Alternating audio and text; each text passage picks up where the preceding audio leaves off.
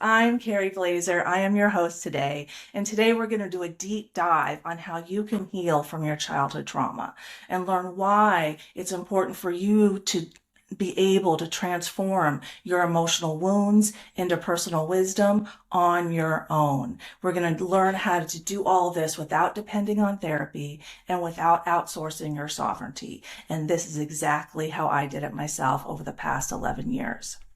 And what you need today to be successful is water, notebook, pen, and a mirror or a phone for a Carl Jung exercise, one of the 6 DIY trauma healing techniques that I'm going to go over today.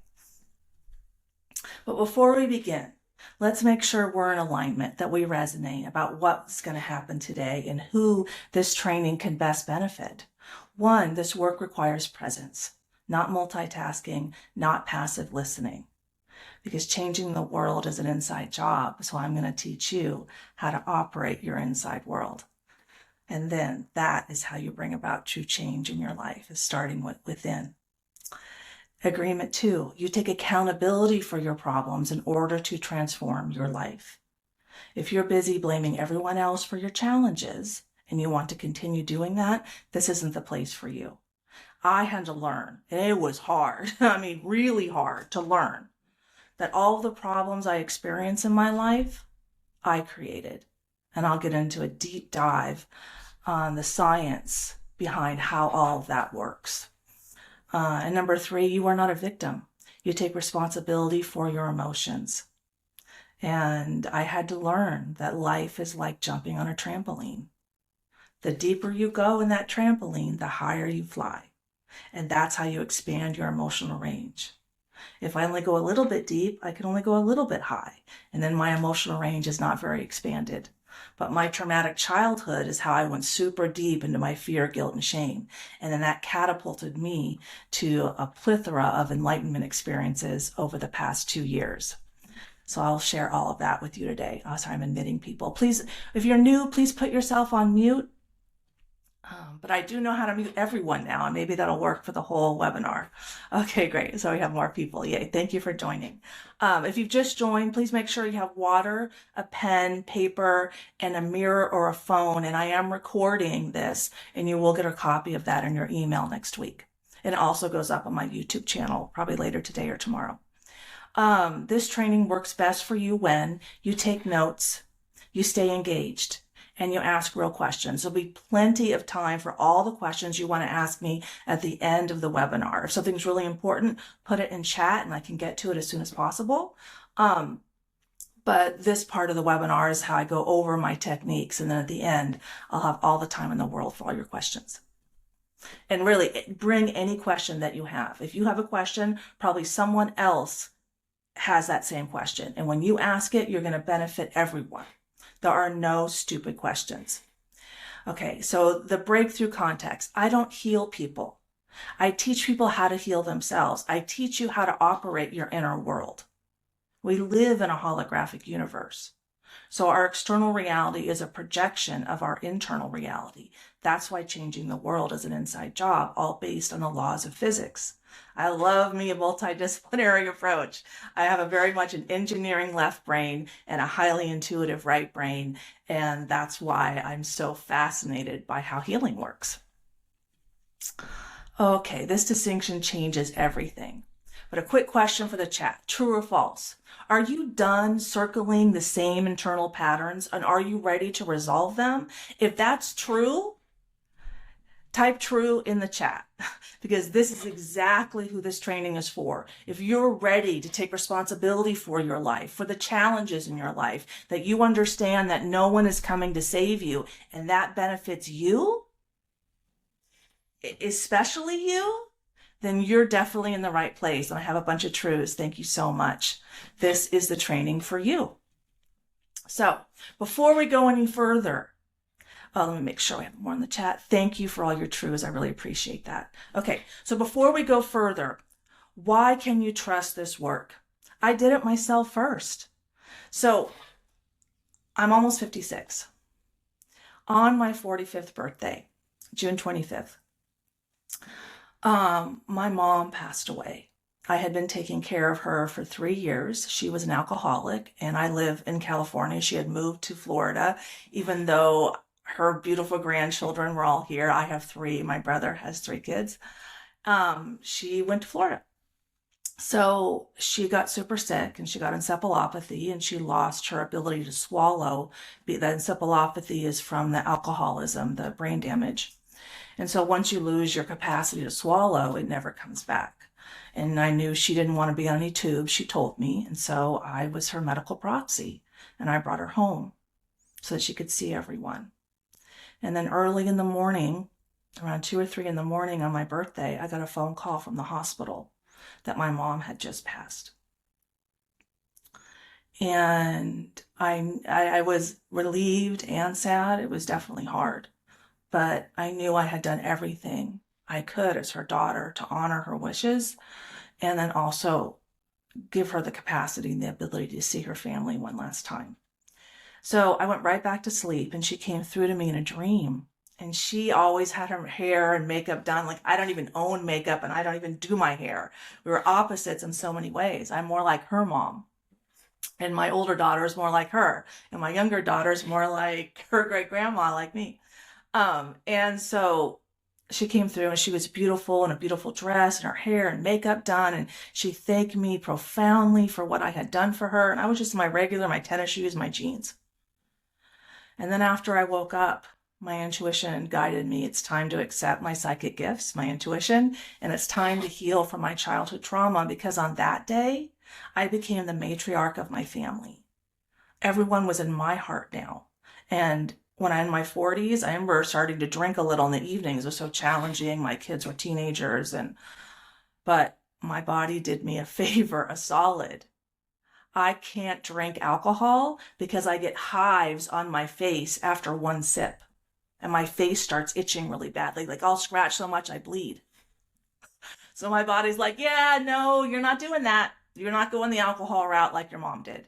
So it was time to heal because now I had an opportunity. I'm the heart of this family now. I'm not an alcoholic. Yes, I have trauma, but it was time for me to heal. I had a very traumatic childhood, 35 years of debilitating lower back pain that started when I was 15. And then I got a master's degree in East Asian religious studies. I've been searching for enlightenment my whole life, but I just didn't know it. And so almost 11 years ago, I started healing. Then in April of 2019, I had a lot of challenges with my younger daughter. She has an eating disorder and she was in rehab for an eating disorder. And during our first therapy visit, she told me that I'm responsible for all of her problems. I'm responsible for all of her problems. Her dad was there, the therapists were there, but they were all like, no, she was taught that eating disorders are a maternal wound. So you blame the mother. I was like, okay, well, we all have trauma here. Their dad's Israeli. I met him in Tibet. Like he attempted suicide as a teenager. But I was being blamed for everything. And I stood up for myself, but on the way home, I internalized that. And when I got home, my brain told me that my children would be better off with a dead mother than a live one. And so I took all the pills that I had, about 120 Klonopin, about 60 trazodone, Ambien, about 60 Soma. I don't know how I didn't die. I walked upstairs, laid in my bed, and went right to sleep. Right to sleep. And I had attempted suicide about 6 months prior, and I took 60 Klonopin, but nothing happened. But how can nothing happen in my body when I take that much medication? We're going to get into that. How is that possible? And who's really in charge? Is my body in charge or is my soul in charge? Like, what's going on here? Because that's gnarly, right? I went right to sleep, and my older daughter came to get me the next morning after the second suicide attempt. And my son was home, but he didn't do anything. But he was very traumatized. And we have something in chat. Okay. I'm not sure. Maybe we could talk about that later. But she came and she saved me, called 911, and she needed to save me because I almost died when she was 5 weeks old. I went right back to work after she was born in December, early January, got bacterial pneumonia, spent 2 weeks on an intubated in ICU, and then came home. And we've been struggling with that primal wound ever since. Because as an infant, mom's gone for 3 weeks, internalized that as mom's dead. And we're still struggling, and she's 25 now. This is how impactful a traumatic childhood is. So I attempt suicide, and my daughter saves me, gets me to the hospital, and my shamanic gifts come out like I was like Carrie 2.0 in the psych ward. And so one of my teachings in my ebook is the universe is a mirror. Here's an example of that. So I had attempted suicide because my 16-year-old daughter had blamed me for her eating disorder. So who do I super connect with in the psych ward? An 18-year-old girl who's about a month younger than my older daughter, whose mother died when she was 11, who has a very serious eating disorder and has been raped like me. Universe is a mirror. So on the last night that we were there together, I was in our room because we had the same room, and she was in the dining hall, and her mom's soul came through to me with a message for her, which included her childhood nickname. And so I went and I told her what happened, and then the nickname in her mouth was like on the floor. And so during the night, I wasn't sleeping well at night. I wasn't taking any medication. I just was not sleeping well. Her mom's soul came through to me to talk to me, to have me, how do I love on my daughter? Because her mom's soul was afraid to hurt her anymore. So I explained, when the true intent is love from a soul to a soul, there can't be any harm. And then the mom's soul interacted with her daughter. Now, Shay, as I call her in my book, she didn't have any hunger cues for over 3 years. Because when you stop feeding the body stops asking for food. It's like you're training the body not to eat. So it just stops asking for food. And so her mom loved on her all night. And she woke up in the morning with huge hunger cues and ate a huge breakfast. And I'm like, oh, I think I'm a healer, I'm a shaman, but I just attempted suicide and I'm in a psych ward, and now what do I do? That was 2019, April of 2019.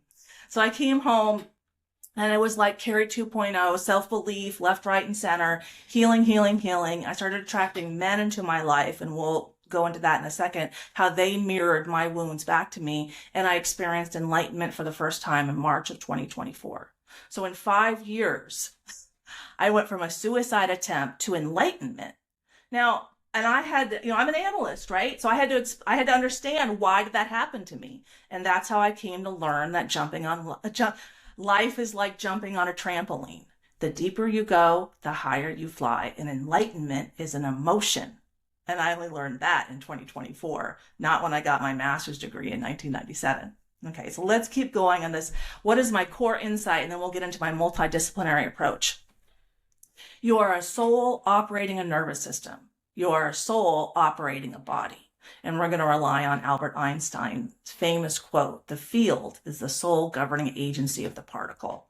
And Tesla, he's in my book. If you want to understand the secrets of the universe, think in terms of energy, frequency, and vibration. And that's why I rely on the laws of physics to understand why life happens the way it happens. Souls are energy bodies. Physicists have proven that we all have energy bodies. So that's why I really look to the laws of physics to go, why is my life so hard? Why did I have to go through all of that to experience enlightenment? Why, right? The analyst. And I figured it out. But I only figured it out over the past few years. And before I figured it out, my soul was operating me and not the other way around. But here's an example of how I learned to operate my soul with my youngest daughter. About a year before that story that I just told you about her being in rehab for an eating disorder, we had an argument. And I was wrong and she was right. But we got off the phone. I was not able to apologize. I had been healing for a couple years, so I had started to learn how to surf the waves of life. That's also in my ebook, how to go into my emotional pain and come out of it. Because I only knew how to go in and stay there. That's why I had 35 years of debilitating lower back pain. My womb was screaming at me to heal, but I didn't know how to listen. It took me 35 years to learn how to listen. So I asked myself, learn how to listen to myself, right? Why can't I apologize to my daughter? And this is what I heard. You believe that if you apologize, your loved ones will leave you. And I'm like, well, that's not logical. That's not logical. If I apologize, my loved ones will want to stay. Okay. So the wound, if I apologize, my loved ones will leave me, lies to me from my subconscious. But that's my operating system. So at 47 years old, I finally learned how to apologize. But how successful can your relationships be when you don't know how to admit fault? We're all human. We're flawed. That's why we're here. We come here to learn and grow, become more emotionally mature and, develop ourselves. But that's what I mean by if you don't know how to operate it, it will operate you. So many women you'll hear on YouTube or TikTok, why are all men narcissists? Okay, girlfriend. Yeah, I know there's narcissists out there. But the true question is, why are all the men that you attract into your life narcissists? Because you're the common denominator. The universe is a mirror. Let's keep going. Okay, so what's going to happen today? Today I'm going to share my multidisciplinary sources of wisdom and knowledge to heal from your childhood traumas so that you can attract more positive experiences into your life. We're going to do a deep dive into how I healed from my childhood trauma. I'll share stories as appropriate as we go through the webinar. Explain how to implement my self-love strategies into your life. That's my free ebook. Reveal my recommendations for other DIY trauma healing techniques. And then if you'd like more assistance healing trauma or with enlightenment, which basically it's the same process, I will discuss how to work with me privately at the end of the webinar. And then also after that brief discussion, I'll have time for as many questions as you have. So today we're going to go over 6 free DIY trauma healing techniques that you're going to learn. And I'll probably throw in a 7th. As we're talking. The first one are my 6 divine feminine self-love strategies. That teaches you how to self-reflect, how to go into your emotional pain and come out of it, how to surf the waves of life. My recommendations for daily healing, basically what I did. Healthy diet, healthy exercise, healthy self-love, not selfishness, but healthy self-care. My YouTube channel. I have a meditation and shamanic drumming video that's pinned at the top when you go there. I have all kinds of videos discussing how to heal from trauma, techniques. I have some spiritual humor. I love me some spiritual humor. And then we're going to go over Carl Jung's mirror exercise. He's just my favorite psychologist. My maiden name is Blazer, and Blazer's Swiss German like him. And then his whole family was psychic like my family. So we got a lot of signs and synchronicities. The Lakota star feeding. Lakota star feeding, this exercise, John Hopkins studied it and realized that it helps people process trauma 6 times faster than talk therapy alone. So we're going to get into how that operates. And basically what happens is they're engaging the masculine and the feminine, where talk therapy only engages the feminine. So it's important for wholeness or completeness, as Carl Jung says, to engage both sides of the self appropriately. And then recommendations for other professionals, like who do I lean on for more information? So here are my multidisciplinary sources of wisdom and knowledge. 1, my intuition. Why? Well, my soul, like your soul, was born of the quantum field. The quantum field houses all wisdom and knowledge in the universe. So when I learn how to open my heart, my soul, to myself and turns my wounds into wisdom or wounds into knowledge,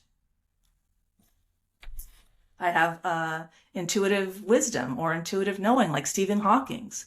When he would understand something new, a whole equation would just land in his brain and then he would figure it out. That's intuitive knowing. Knowledge is masculine, wisdom is feminine. Psychology, Carl Jung, love Carl Jung.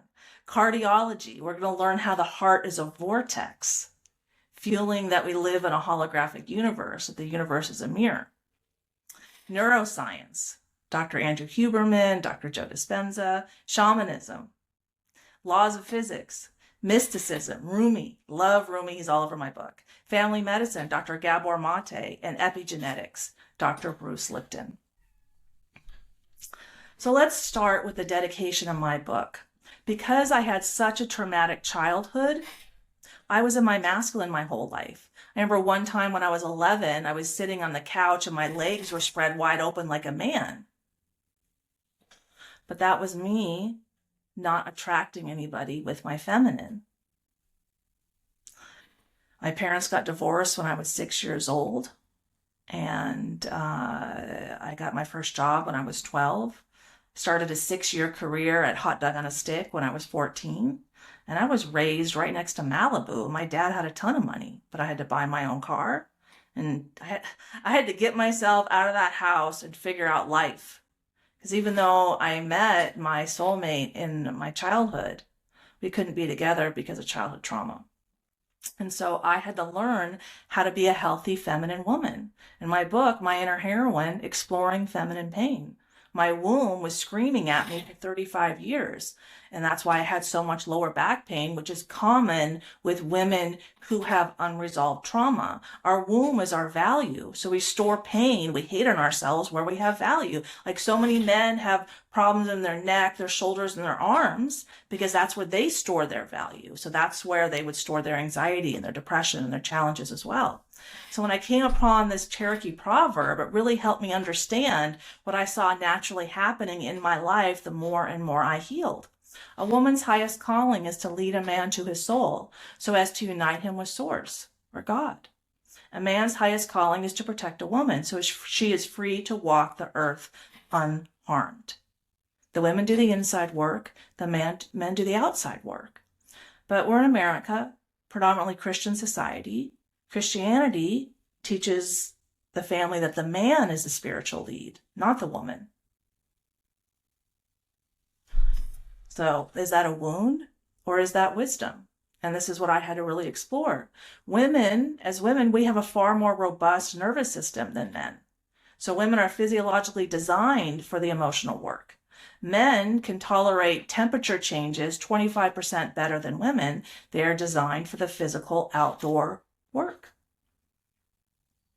So is it healthy to task a man with the emotional spiritual work? And now we know, based on all the modern science, that our souls, our energy bodies, communicate via emotions. So the spiritual is the emotional. Is that healthy? Or does that does that system overburden the man and underburden the woman? And my first enlightenment experience was about that, but I'll get into that in a second. But it was all about balance between the masculine and the feminine. And this is where I had a lot of challenges, especially with the men that I attracted into my life. So this quote is, I love it and I hate it because it's true. It's true. So it brings out all my emotions. And this is about my guy from my childhood, JC. Even the box of emotional pain he left me with was a gift. The process of turning those wounds into wisdom is the gift he left me with. And I know that that perspective is not common.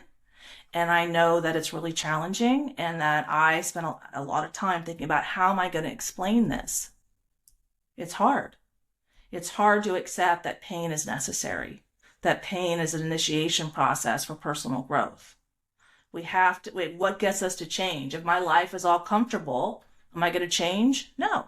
It's when my life is uncomfortable, then I change. And that's just the way it is. But it's hard to know that I needed all of that emotional pain to gain all of this wisdom. If I want Mount Everest-sized wisdom, I had to take on Mount Everest-sized wounds. Life is like jumping on a trampoline. The deeper you go, the higher you fly. It's all based on the laws of physics. Can't get around it. I tried to get around it and I was unsuccessful. If you're successful, you let me know. Okay. Old shamanic wisdom is Shamans knew that when someone feels anxiety or depression, the problem isn't in the body, it's in the soul. The field, the energy field, is the soul governing agency of the particle being the body. So when a person with anxiety went to the shaman, then he would ask, or she, when was the last time you danced, sang, or experienced joy? Because I know when I was deepest into my depression and anxiety, I could barely go out in the sun. I had to get special glasses with purple tint so I could actually go outside with my children, and I had to wear those for 2 or 3 years. And my youngest daughter needed them too. That is how inundated we were with emotional pain, how much we couldn't take anything more. I had taken on so much. I was just full of pain. And so then what? Well, the main way I started healing was by seeing shamans and doing medicine journeys. And there's a lot of ways you can do them legally now. I recommend, get some psilocybin, some magic mushrooms, lay in your bed and cry. Just lay in your bed and cry. Why? Because when I was so full of pain that I couldn't go out in the sun because I was just inundated, didn't know how to process anything. The crying that happened, the let go, the release that happened gave me, some space to kind of look around inside myself and go, what's going on in there? Why can't I apologize? Why do I fear all men? Why do I attract players into my life? Why did I attract Andrew Tate into my life when I have a rape wound? I'm going to get into that.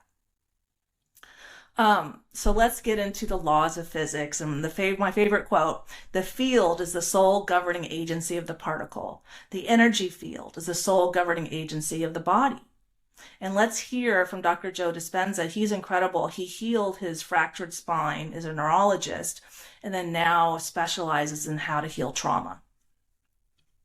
Einstein said the field, the wave, the energy is the sole governing agency of the particle. Energy controls matter. He didn't say particle controls the particle. He said the field controls the particle. If you change the information in the field and you change the projection, the particle in three-dimensional reality, this is a holographic universe. So if the quantum field is an invisible field of energy that exists beyond our senses, beyond our body, our environment, and time, and the only way we're going to connect to it is take all of our attention off our body, all of our attention off the environment. What's the environment made of? People, objects, things, places, and take all of your attention off of linear time, the predictable future and the familiar past, and find the sweet spot, the generous present moment. That's the unknown. That's the door. That's the moment you become nobody, no one, no thing, nowhere, no time. That is the moment you are pure consciousness. And that is the moment you're walking through the door to the quantum field.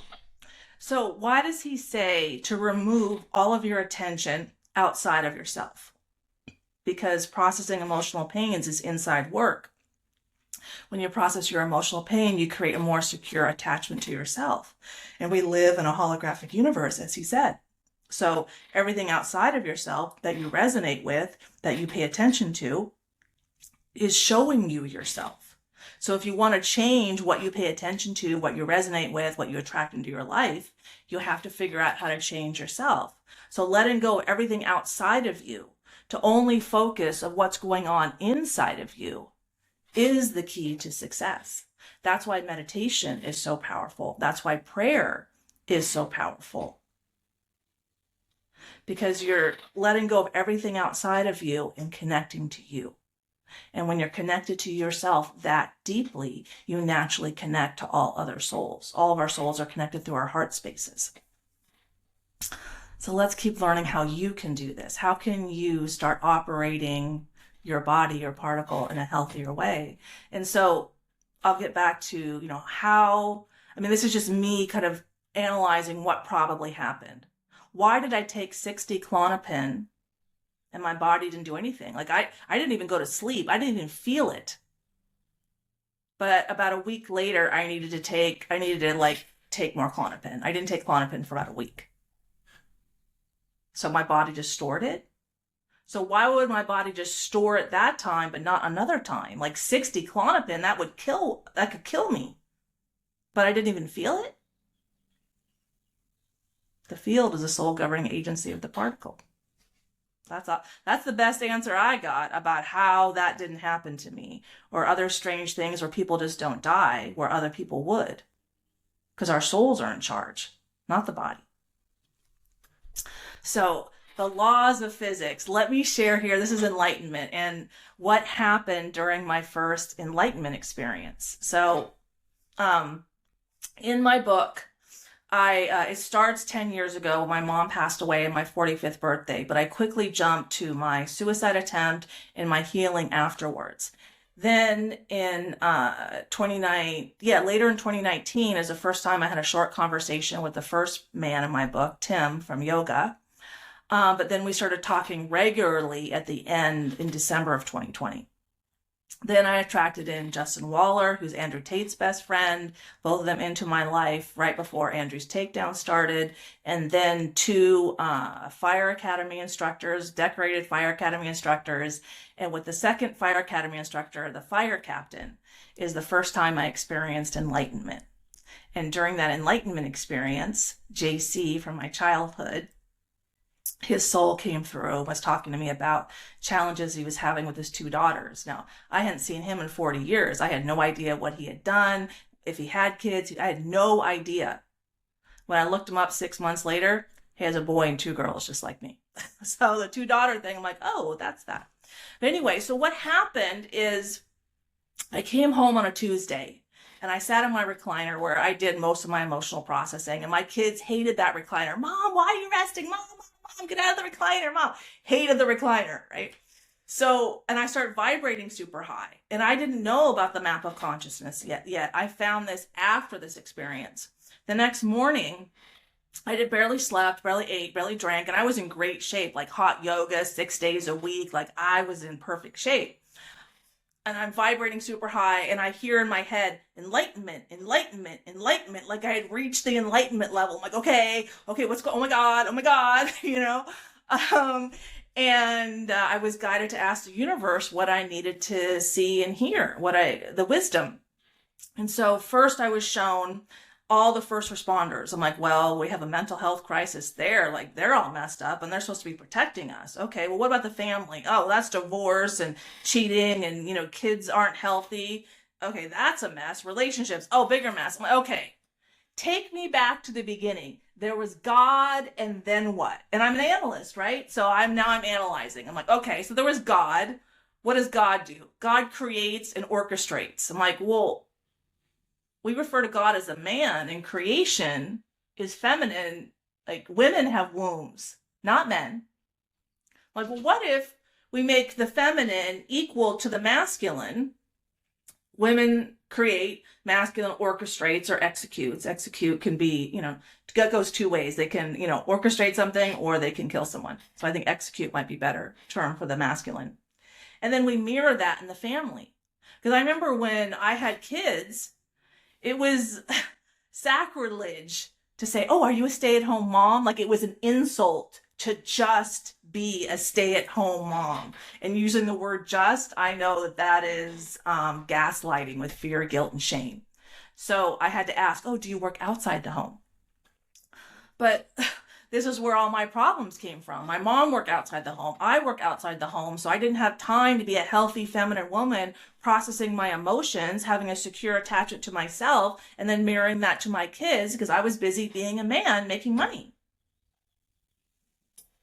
So I'm like, okay, so when the woman left the home, then we lost emotional intimacy because we lost the center of the home. I'm like, well, emotional intimacy is where mental health is created and sustained.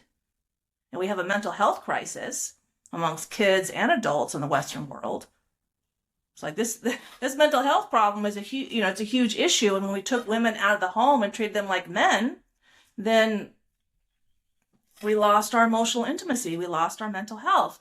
But if women, if it's mirrored in society that the center of the home is equally valuable to the emotional center is equally valuable to the physical lead, then women valuing themselves and being supported and staying at home and teaching kids, their children, and modeling a secure attachment to self, how to process their emotions. I mean, I can't model something I don't know how to do.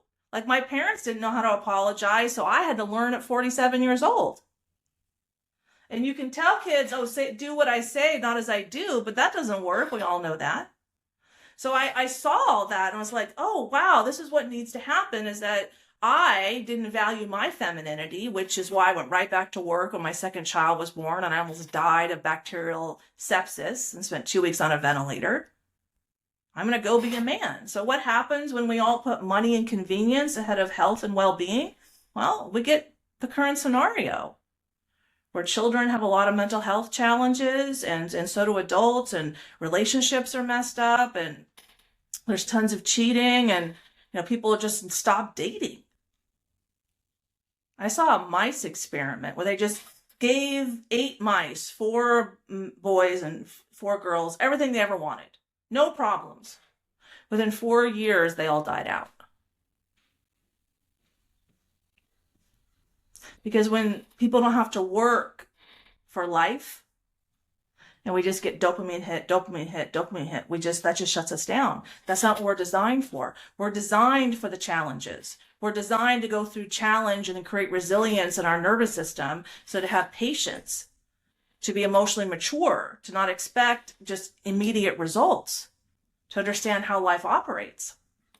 So I experienced enlightenment and I saw all that and I lost 12 pounds. And so I experienced all that wisdom. And then after I did that, I faced catastrophic fears that my ex-husband had been raping my daughters and no one told me, and that wasn't happening.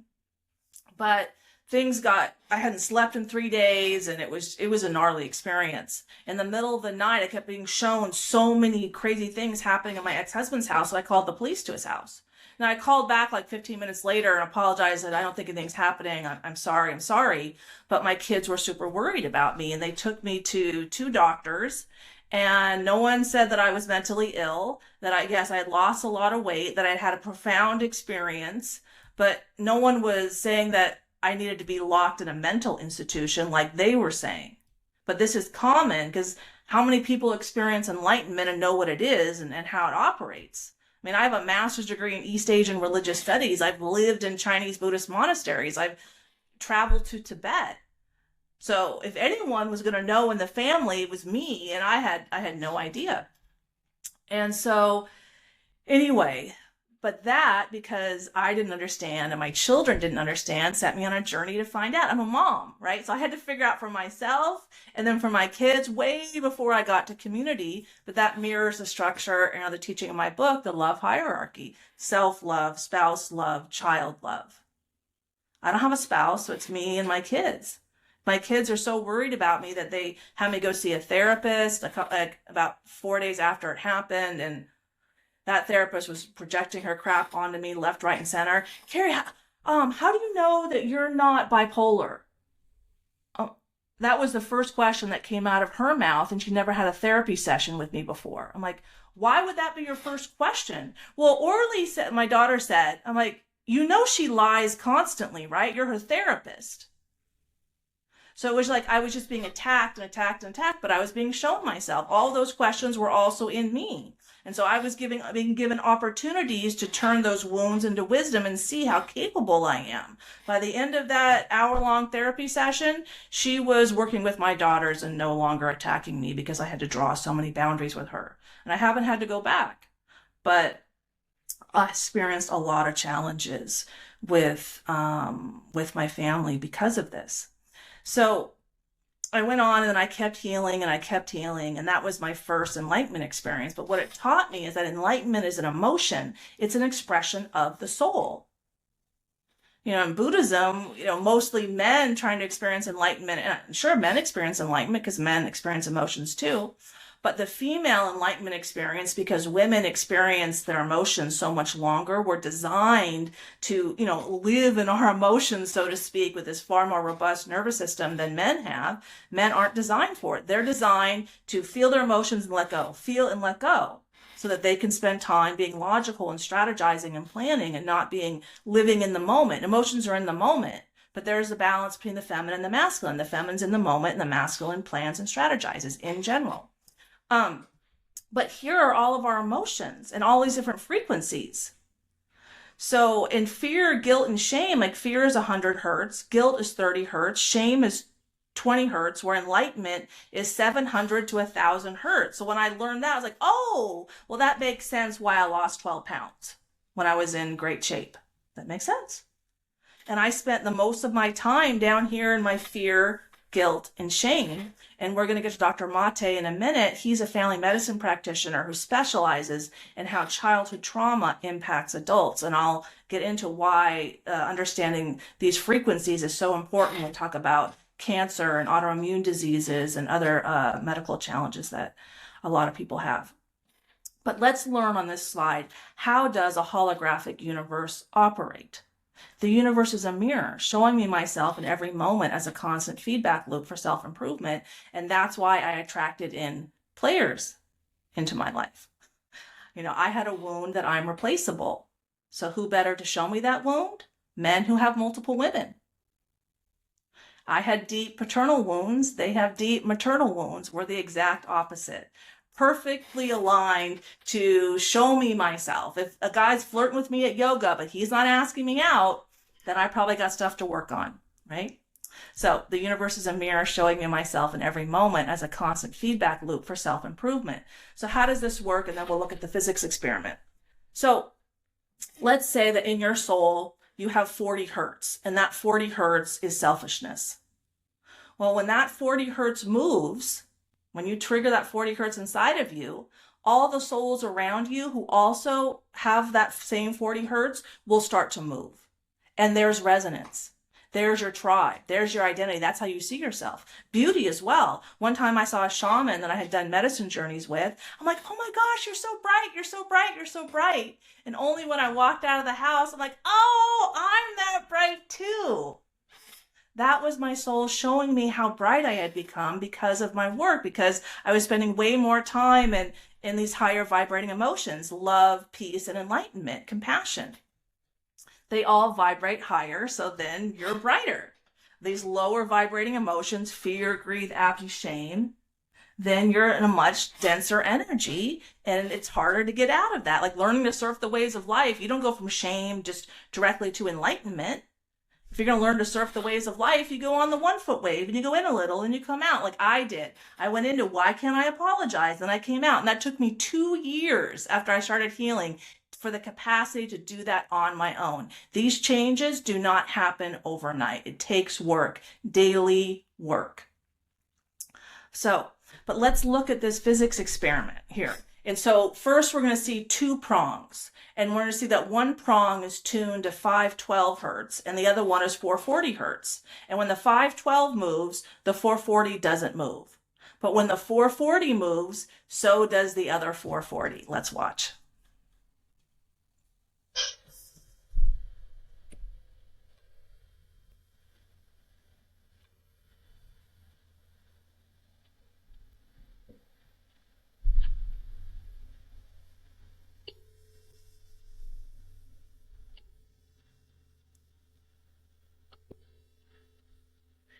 And I don't know if you've heard of the mystic Rumi. One of his sayings is, what you seek seeks you. And that's an example of that, so that you can see yourself. Or the observer effect in physics. If everything is based on vibration and something only moves based on resonance, meaning a vibrational match, how can we truly, objectively, 100% interact with anything without influencing it, having the opportunity for influence? I'm going to let you think about that. Cardiology and neuroscience. So now we're going to learn in a second the video about how the heart is a vortex, which goes along with the holographic universe. So in a holographic universe, everything is projected from the center, like a vortex, like a black hole. And you can't command a black hole, right? You can't command your emotions. You have to work them through. That's why you're direct with the mind, logic, coy with the heart, signs and synchronicities with emotions, because you can't command a vortex, you can't command emotions. Then Carl Jung does a lot of work on projection. And so when our emotions start in our soul and they communicate out through our hearts, then the vortex spins them out, hitting the quantum field all other souls. And the souls that resonate with the energy that we're putting out is what draws our attention, our perception, and who we interact with, creating our reality. But that reality is specific to you or me or the person next to you. Because the person next to you, their soul and their wounds and their wisdom and their knowledge is not identical to yours. So what they resonate with will not be identical to you. This is why two people can see the same movie and come away with completely different experiences, even though they saw the same movie. Because what we resonate with, based on our soul, based on our wounds and our wisdom, is different. So, how does this work? We've been taught that the heart is a pump, but based on the laws of physics, that's impossible. And I'll let Dr. Cohen explain that in a second. But the heart invites blood into motion. Through coordinated twists and releases, it creates an energetic vortex. But we're also going to learn in a minute that blood flows in an embryo before the heart is formed. Blood naturally flows in a spiral. Like Tesla said, if you want to understand the secrets of the universe, think in terms of energy, frequency, and vibration. Spiral systems adapt, where linear systems break. They allow movement without rupture. It is the most energy efficient, turbulent reducing way to move matter. Heart coherence equals a regulated nervous system. So our souls communicate our emotions out through our hearts. And the nervous system in our hearts is far more complex than our brains, and our hearts send far more signals to our brains than the other way around. So here's an example of how it works. Like for me, I used to fear all men. And I found that when I was 50. I found that wound inside of me when I was 51. So that was a lot of anxiety to fear half the population. So my soul, I didn't know how to process my wounds from my childhood. So I had fear being communicated out of my soul through my heart up to my brain. And then what does my brain do? It produces cortisol, the fight or flight hormone. And what does cortisol do to the blood? It increases blood sugar. Well, when you have increased blood sugar over an extended period of time, that creates inflammation in the body. When you have inflammation in the body, 90% of diseases are caused by inflammation. So this is why the soul, the field, is the soul governing agency of the particle. There's a lot of steps there, but that's how it works. But this is why changing the world is an inside job. We have to change ourselves and change what we attract into our lives. My ex-husband's Israeli. I met him in Tibet. My kids are half Israeli. So you can imagine, we're in liberal Southern California, the challenges they face by being half Israeli. But the question I ask is, why do Jews attract so much hate into their lives? The universe is a mirror showing me myself in every moment as a constant feedback loop for self-improvement. And you can ask yourself the same thing. Why do you attract so much hate into your lives? Like, why did I need a suicide attempt to see myself? This is all self-reflection. But I only learned to do that after I accepted that I create my own problems. So when we talk about heart coherence equals regulated nervous system, the heart coherence comes from the soul coherence. So self-reflection, learning to surf the waves of life, taking care of yourself. This is how you create soul coherence, which is then mirrored in the body. But let's go to these two Instagram posts. And this first one is from Dr. Tom Cohen, who's going to explain how the heart is a vortex. And even Leonardo da Vinci, 400 years ago, did work that the heart is a vortex. But that was suppressed. Because I think it's actually probably one of the best descriptions of the heart that I've ever run across. They taught you the heart was just a glorified meat pump, and it squeezes and pushes blood like some crude mechanical device, a hydraulic engine made of flesh. That is what they want you to believe. Because if you buy into that primitive lie, you never ask deeper questions. But it is false. It has always been false. And the real science proves it. Dr. Francesco Torres, a Spanish cardiac researcher, discovered what the textbooks refuse to acknowledge, that the heart is not a pump. He dissected thousands of hearts and found that the heart is a single continuous muscle band folded into a spiral. He proved that the heart works like a vortex generator, creating suction and torque, not pressure. He called it the helical ventricular myocardial band, and it changes everything. The real movement of the blood comes from pressure differentials, electromagnetic flow, and coherent resonance. The blood spirals naturally. It need not be forced through miles of arteries and capillaries. The so-called pump is not strong enough to push thick fluid through 60,000 miles of tubing. That is basic physics. That line was dead on arrival. Here is the truth. Blood moves before the heart forms in the embryo. That is, by the way, a documented fact. It flows via frequency, resonance, and electric charge. The body is a field, not a factory. Your heart creates a toroidal electromagnetic field that radiates 6 meters from the body. This field syncs with the earth, the sun, and every living being around you. It is a resonator, a tuner, a conductor. It aligns the rhythm of your cells. It feels, it remembers, it emits, and responds to emotion, thought, light, sound, and breath. When you feel love, grief, fear, or peace, your heart transmits it.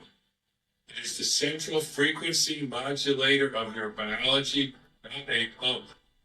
And the institutions know this. Heart Math Institute has measured these fields for decades. They know the heart has more neuronal cells than parts of the brain. They know it is a second brain. They know coherence in the heart transforms the entire nervous system. So why are they still teaching children a 400-year-old guess from William Harvey that has never been updated? That is an excellent question. Why are we taught that our blood has an external locus of control like the heart pumping? Why aren't we teaching people that our hearts are a vortex, that we're that powerful? Why aren't we teaching people about inner authority? Why are we always focused on outer authority? And there's been a lot of psychologists who've looked into this, about this external locus of control versus the internal locus of control. And I'd like you to think about, what is your life like? Do you have an external locus of control? Do other people easily manipulate you? Do you overgive? Do you yell and scream? Or do you draw healthy boundaries? Because I used to be the one that yelled and screamed. I didn't know how to draw healthy boundaries. I didn't understand that the wounds and the wisdom in my soul were creating my reality.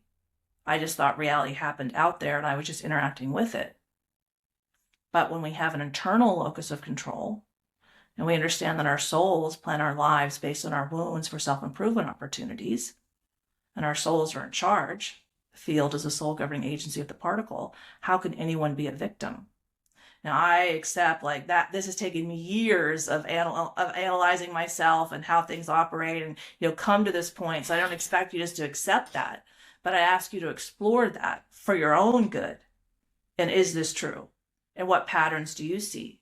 Because pattern recognition is what brings genius, not knowledge of facts.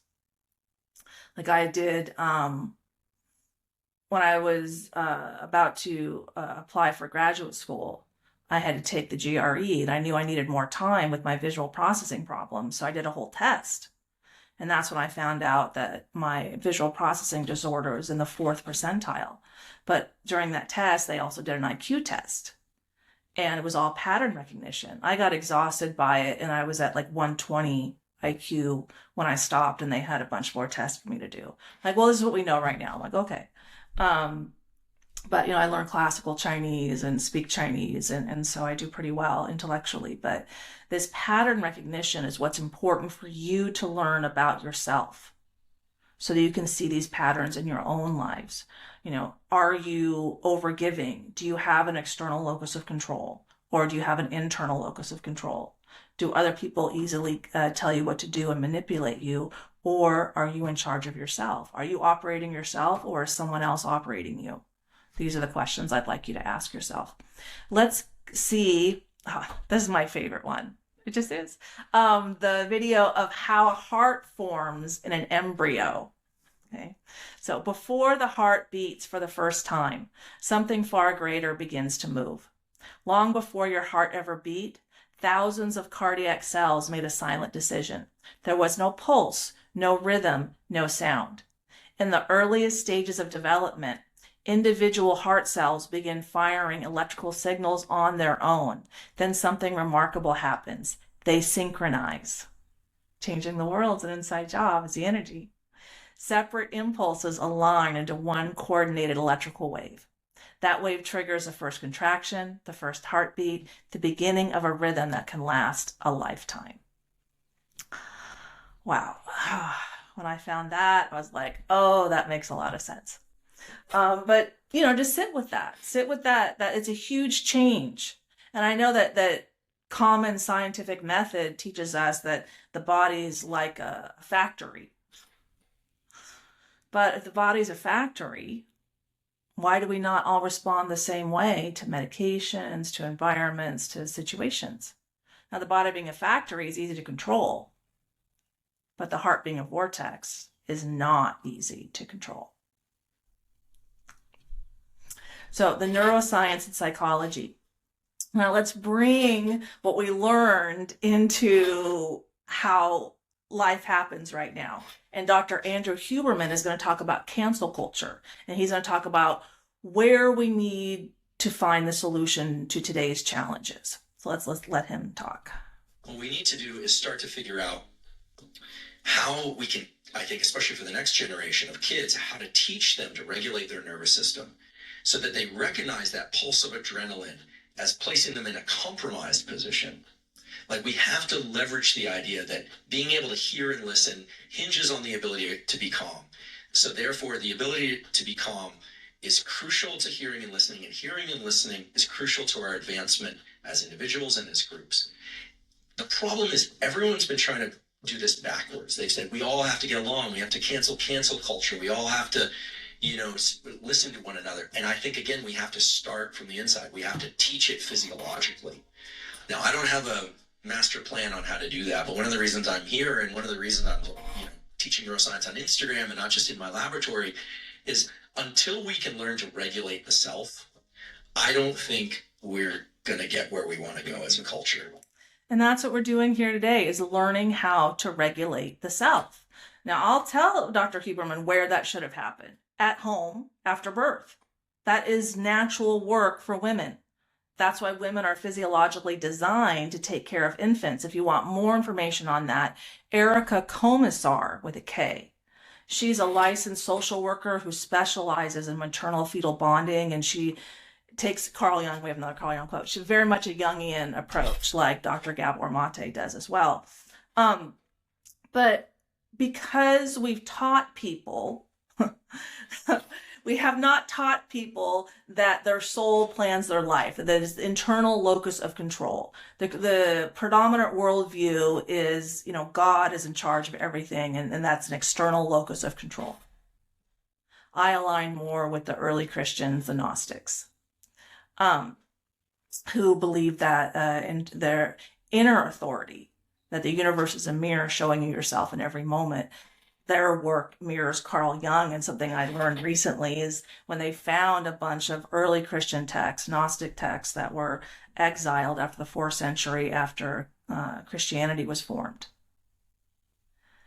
that they very much aligned with Carl Jung's work, because they found it in 1945, and in 1951, the first codex that was translated was named the Jung Codex of this Nag Hammadi find in 1945. And when I found that a couple weeks ago, I was like, oh, this makes so much sense. Why I resonate with Carl Jung, Dr. Gabor Mate, Erica Komisar, is all based on the universe, the holographic universe. It's all projection.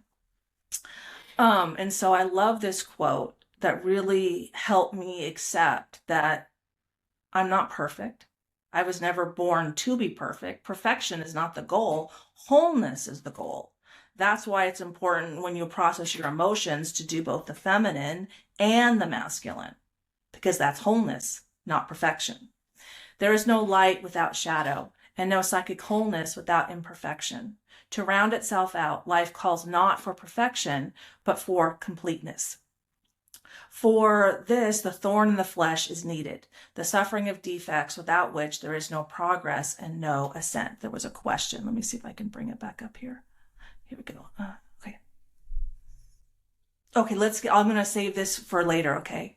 Thank you, though. I really appreciate, put all your questions in the chat, and if I can't get to it now, then they're great for the end of the presentation in about 45 minutes. But accepting this gets at this idea of cancel culture. Oh, well, so-and-so is triggered when you say that, so don't say that. That's seeking perfection, not wholeness. In a mature society, people with emotional maturity can hear differing opinions and not get triggered. And another Carl Jung quote, what irritates you about others leads you to an understanding of yourself. The universe is a mirror, it's projection. And my quote is, triggers are my healing friend and not my healing foe. When my emotional pain is triggered to the surface, it's a perfect time for me to self-reflect. So it's common in today's society to blame other people for our triggers, but that's an external locus of control. That's codependent. That's not mentally healthy. That is not how reality operates. We live in a holographic universe. Okay, so neuroscience, why recalibrating one's nervous system is the healing process. So when my soul housed a lot of fear, guilt, and shame, my nervous system was calibrated for fear, guilt, and shame through the process of my soul communicating to my heart, my emotions, and then my heart communicating to my brain, and then the brain deciding what hormones, what to release, how to take care of the body. So when I spend more time in my own love, compassion, and enlightenment, that naturally recalibrates my nervous system for love, compassion, and enlightenment instead of fear, guilt, and shame. So recalibrating the nervous system heals trauma by shifting the body from a chronic survival-based fight or flight state back to a state of safety, social engagement, and relaxation. And only when we feel safe can we process our emotions. That's why my first teaching in the ebook is appreciate, learn, forgive equals ego death. When you're grateful for your challenges, you're not fighting them. And you're not, there's no fight or flight with your challenges. You're embracing it. Wow, thank you, soul, for showing me something I can learn about myself, how I can have more self-belief, more self-confidence, more self-love. And we're going to get to that teaching in a minute. But this process uses neuroplasticity to rewire neural pathways and quiet an overactive brain. Something I saw, I think it was this morning or last night, is that if you take a picture of the brain and you compare it to a picture of the universe, they look identical. Of course, you have to really blow up the picture to see all the neural pathways and the filament and everything, but it looks really similar. The universe is a mirror. This process allows the brain to stop associating present environments with past dangers, the triggering process. I don't get triggered anymore because I process my emotional pain. When your nervous system shifts, relationships shift, decision-making sharpens, business problems resolve, patterns dissolve, because you're no longer reacting from old wounds. You're no longer triggered because you've dealt with them. Like, I don't get triggered by trying to apologize anymore because I dealt with that problem. I don't feel anxiety like I used to when I go out in public anymore because I dealt with my problem, fear all men. And then I attracted, yes, Fire Academy instructors, FBI, Andrew Tate, chess champion. So you are a soul responding from new wisdom and knowledge unearthed from your soul. Epigenetics. So epigenetics describes the process of the soul communicating from the heart to the brain, and the brain releases what it needs to based on that communication. Epi means before, signifying what happens before our genetics are triggered. And this is Dr. Bruce Lipton. And I learned from him this quote, the field is a soul governing agency of the particle, in this small group meeting that I was in with him and about 20 other people. And he taught us that each of our cells has receptors, not for external energy, for our own energy. So my cell's receptors are completely different than your receptors, than the next person's receptors, because my receptors are designed only to receive the energy from my soul. Fascinating. So also epigenetics teaches us that less than 1% of our mental and physical diseases come from our genetics. So the vast majority of our mental and physical diseases come from the wounds inside of our soul. Because the field is the soul governing agency of the particle. But let's hear what Dr. Lipton has to say, because he's got a fascinating example with adopted kids and how kids adopted into a family they have no biological relationship with got the same cancer that was typical in that family and not their biological family. The picture you hold in your mind, the brain releases complementary chemistry that matches that picture, and it releases it into the body, and the chemistry of the blood is what controls the genes and the behavior. Children, when adopted into a family where there's cancer running in that family, the adopted child will get the same family cancer. But the point, the adopted child has totally different genetics. What was the point? It was being adopted into a family where the programming of that child is what caused the cancer. It's consciousness who releases the chemistry to the environment that controls the genes. And you can change your consciousness, and you can change your environment. And all of a sudden I said, oh my God, we were programmed to be victims. It turns out we are masters of our genetic activity. And this is the new science called epigenetics. I'm going to pick up on that he said we were programmed to be victims. We were programmed to have an external locus of control. Because how else are you a victim? Oh, well, he's in charge and I have to do what he or she says. This is where the external locus of control creates challenges for us. Because it does not mirror that we live in a holographic universe. It's the exact opposite. It's a wound. Why would we have those wounds? And why would people go against teaching people how powerful they are? To what end? And I'll leave that with you. Family medicine. This is where I get into Dr. Gabor Mate. And his quote, I love this quote. When people do not know how to say no to others in order to prioritize their own physiological needs, the body will say no for them in the form of disease such as cancer. Like the way my body said no to me when I got bacterial sepsis when my second child was 5 weeks old and was intubated for 2 weeks in ICU. And now that we know that less than 1% of our diseases come from our genetics, we can understand where cancer comes from. And all of the American Cancer Institutes do research on where cancer comes from and who gets cancer. It's the people pleasers, the people who don't take care of themselves, the people that put community and family and everyone else before themselves. And who doesn't heal are the people who don't change. Now, when I was over the past 6 years, I haven't gotten sick. I haven't gotten a virus, a bacteria. I never got COVID, never got the shot, and I was at hot yoga the whole time. Never had cancer. Cancer, viruses, and bacteria all vibrate below 100 hertz. Fear, guilt, and shame all vibrate below 100 hertz. So now that I know how to surf the waves of life, I go into my fear, guilt, and shame, spend a little time there, find the wisdom that I'm looking for, and come back out. But I only learned how to do that when I got my love hierarchy correct, and that's the second teaching in my book. When I learned that self-love, what I mean by self-love is healthy diet, healthy rest, healthy exercise, time to process my emotions, spend time in nature. When I make that my top priority and I fill up my own cup of love, so much so that I have overflow, and then I pour onto others from my overflow and not from inside of my cup, then I maintain my own health. Then it's easy for me to draw healthy boundaries. Then I don't get caught up in problematic relationships. I don't overspend. I'm not, overeating and overspending and overgiving and, over everything. And then I have nothing left for me. That was my life. I had internalized from my parents' abuse that I'm the problem. I'm the problem. That was a wound running in my subconscious until the last 5-6 years.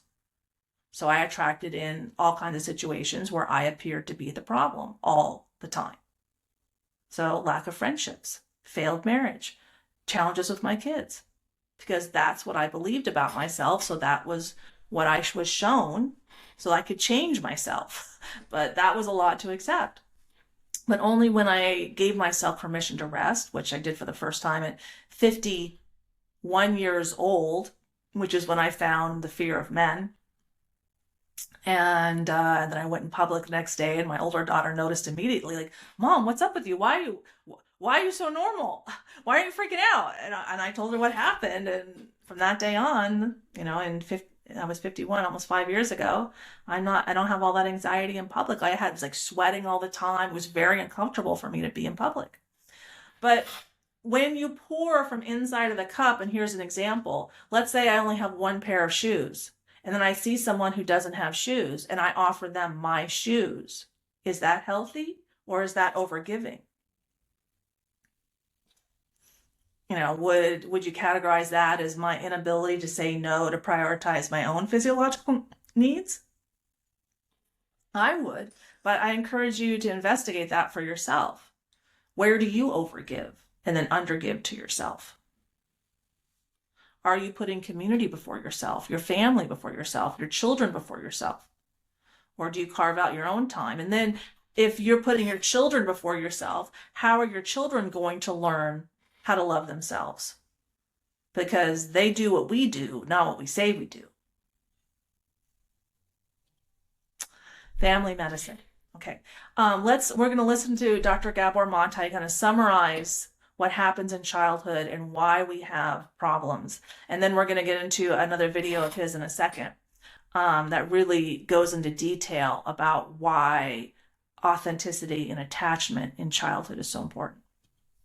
What happens to a child where the attachment need is not compatible with the need for authenticity? In other words, if I'm authentic, my parents will reject me. If I feel what I feel and express what I feel and insist on my own truth, my parents can't handle it. And parents convey those messages unconsciously all the time. Not because they mean to, not because they don't love the child, not because they're not trying to do their best, but because they themselves are suppressed, or traumatized, or hurt, or stressed. Now, what does the child do with that? Well, if I give up my attachment for the sake of authenticity, I lose my relationships on which my life depends. Therefore, there's no question. What becomes suppressed is our authenticity, our emotions. And then we become 25 and 30 or 35, 40, and we don't know who we are. It's exactly what happened to me. I didn't know who I was. I had suppressed myself so much. I was the problem. So then I overgave to everyone to show everyone how nice I am, not understanding that energy doesn't lie. Our souls don't lie. There's no secrets in the universe. All the wisdom and knowledge is in every single soul. But my subconscious was lying to me, and I felt lonely for most of my life. I'm going to read this quote, and then let me show you how I felt for most of my life. Loneliness does not come from having no people about one, but from being unable to communicate the things that seem important to oneself, or from holding certain views that others find inadmissible. So I'm still kind of getting through a lot of what happened to me in my childhood. But let me show you my website and go over my origin story. Here's my car. That's the car I bought from working hot dog on a stick. Green's my favorite color. I love it. Okay. But let me get into, there I was at 5 years old in elementary school and kindergarten. And this statue is how I felt for most of my life. And that statue is a grieving parent. And when I resonated with that 2 years ago, I had not fully accepted yet that I had been raped and that I had had forced abortions. But that was me. That's how I felt. So before healing over the past year and a half with JC, my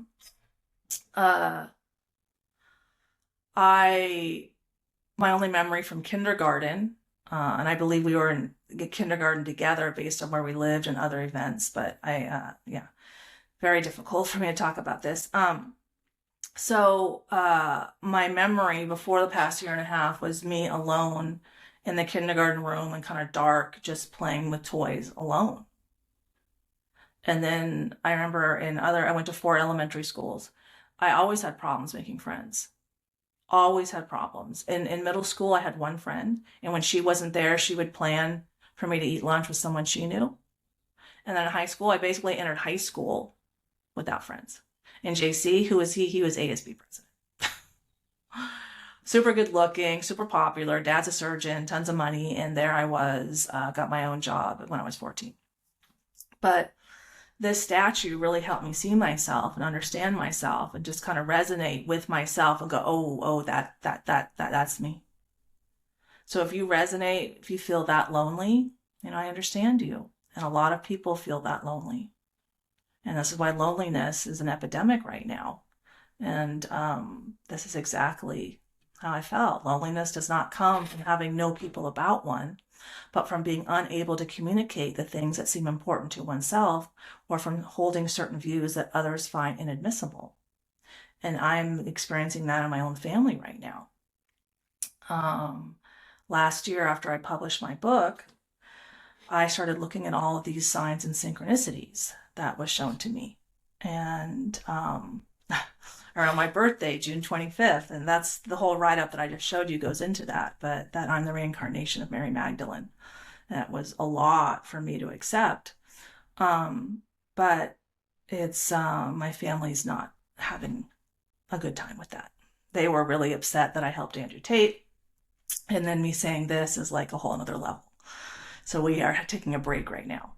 Anyway, I wanted to get into, give Dr. Gabor Mate a little more space to explain how childhood trauma leads to addiction, leads to our relationship problems. Because when we have relationship problems with ourselves, that's mirrored in all of our other relationships so that we can see ourselves. So I'm going to let this play for about 7-8 minutes so we can really learn from a specialist how this all happens.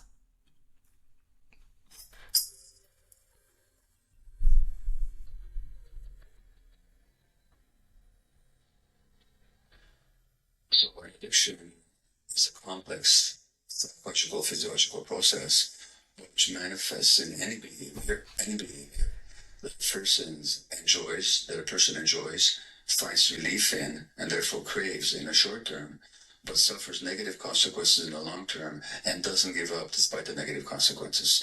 So craving pleasure, relief in the short term, negative consequences in the long term, inability to give it up. Now, notice I said nothing about substances. I said any behavior. So it could be related to cocaine, crystal meth, heroin, fentanyl, marijuana, nicotine, alcohol, whatever. Could also be sex, gambling, internet, relationships, shopping, eating, work, extreme sports, working out, pornography, any number of human activities. So I said any behavior. Now, the official definition of addiction, according to the American Society for Addiction Medicine, is that this is it's a primary brain disorder. It arises in the brain, largely due to genetic reasons. This is how they see it. And I say that's just not true. The other popular idea about addiction is that it's a choice that somebody makes, that people choose to be addicted, which is what the legal system is based on. Because if people are not choosing, what are we punishing them for? Although I think the medical definition is closer to the truth, I don't see it as it's a genetic disorder, and I don't see it as a primary brain disorder. So let me perhaps show you why, if that's okay. A human being has 2 fundamental needs, apart from the physical needs in infancy, in childhood. One is for attachment. Now, attachment is the closeness and proximity with another human being for the sake of being looked after, or for the sake of looking after the other. Now, human beings, as mammals, and even birds, are creatures of attachment. We have to connect and attach because otherwise we don't survive. If there's nobody that's motivated to take care of us, to attach to us that way, and we're not motivated to attach to others, we just can't survive. One interesting thing is that the endorphins, which are the body's internal opiate-making chemicals, which heroin and all the other opiates resemble, facilitate attachment. So if you take infant mice and you knock out their endorphin receptors so they don't have endorphin opiate activity in their brain, they won't cry for help and separate from their mothers, which would mean that they would die in the wild. Which goes back to what happens in early childhood when there's stress and trauma, these endorphin systems don't develop. And then when people do heroin, it feels like a warm, soft hug to them. They feel love and connection for the first time. That's why it's so powerful. So we have this need for attachment, which obviously the human infant, who is the most helpless, the most dependent, the least mature of any creature in the universe at birth, cannot survive without the attachment. And that attachment relationship, given that we have the longest period of development of any creature, well into adolescence and beyond, attachment is not a negotiable need. We have another need, which is authenticity. Authenticity out of the self means being connected to ourselves. Just knowing what we feel and being able to act on it. So that means our gut feelings. So let's look at how human beings evolved. For hundreds of thousands of years, and for 100,000 years or so of this species existing on Earth, how did we live? We didn't live in cities and houses and so on. We lived out there in the wild until very recently in human existence. Now, just how long do you survive in the wild if you're not connected to your gut feelings? Not very long. If you start using your intellect instead of your gut feelings, you just don't survive. That's a powerful survival need as well. So attachment is a survival need. Authenticity is a survival need. But what happens if your authenticity threatens your attachment relationships? For example, as a 2-year-old, you get angry because you didn't get that cookie before dinner. But your parents can't handle anger because they grew up in homes when there was rageaholicism and they're terrified at the very expression of anger. So they give you the message that good little kids don't get angry. The message you receive is not that good little kids don't get angry, but that angry little kids don't get loved. Because your parents are now sullen, they won't look at you, they talk to you in a harsh way, you're not getting loved. Not experiencing love at that moment. No. You gotta stay attached.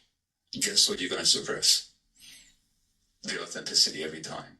And this is how we lose connection to ourselves and to our gut feelings. So that, strangely enough, that very dynamic, which is essential for human survival in a natural setting, now becomes a threat to our survival in this more modern setting, where to stay authentic is to threaten attachment. And so we give up our authenticity, and then we wonder who the hell we are, and whose life is this, and who's experiencing all this, and this life doesn't, and who am I really? And so that's what All right, so I will link that whole video below. But Dr. Gabor Mate, he is all over YouTube, and he's just, the way he explains that challenge just made everything so clear to me. And of course, we come back to Carl Jung's psychology, and Dr. Mate is definitely a Jungian doctor. One does not become enlightened by imagining beings of light, but by making their darkness conscious. And the darkness for me was, I'm the problem. My authenticity was suppressed. My voice was suppressed. When I saw JC in high school and he's ASB president, 2,000 kids, I was terrified of him. I wouldn't let him near me. Even though it was unspoken between us, we could communicate and look at each other and we just knew. Like one day he wore his Boy Scout uniform. I'll share. He's the reason I put my son in Boy Scouts and my son's an Eagle Scout. He's the reason. And he and his brother wore their Boy Scout uniforms one day, came to the quad, looked at me straight in the eye. I saw him. I nodded. He nodded, walked away. I knew that's all I needed because it was just unspoken between us, but we couldn't be together because of our childhood trauma. There was too much darkness inside of us for us to be healthy together. But okay, getting to my second and third heroes in my book. All right, so in my book, I'm the heroine and the men are my heroes because they showed me myself. And I know that it's a profound statement to say that Andrew Tate showed me myself, but he did. And so I'm very appreciative of him. So the first guy in my book, Tim, I met him at yoga, And that's really where I started to put all the pieces together of healing myself. My shamanic gifts were coming out.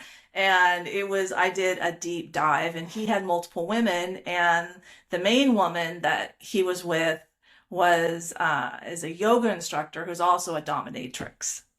So, that's one of the best stories. I think it's the best scene in my book. So it was a couple months after we started talking routinely, and we were flirting before her class. And she came over and started stomping dominatrix style around his mat. And he laid down instantly as if protecting himself from an invisible whip. And I looked at him like, there's no way I'm that messed up. Like he messed up. What? It took me 2 years to accept that I was equally messed up. Because the people we attract into our lives are here to show us ourselves. So if you think someone's super messed up, the universe is a mirror. Ask yourself, how am I that messed up?